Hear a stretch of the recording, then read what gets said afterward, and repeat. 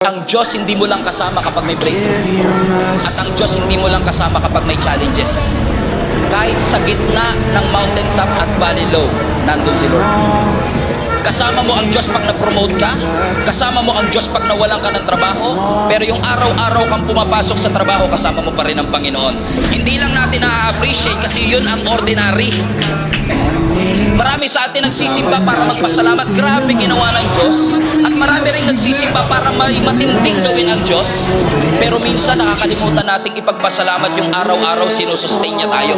Yung araw-araw may trabaho tayo. Yung araw-araw may nakakain tayo. Yung paglakad po natin kasama si Jesus, kasama din po sa pagpapala ng Diyos at presensya ng Diyos, yung mga simple at ordinaryong parte ng ating buhay.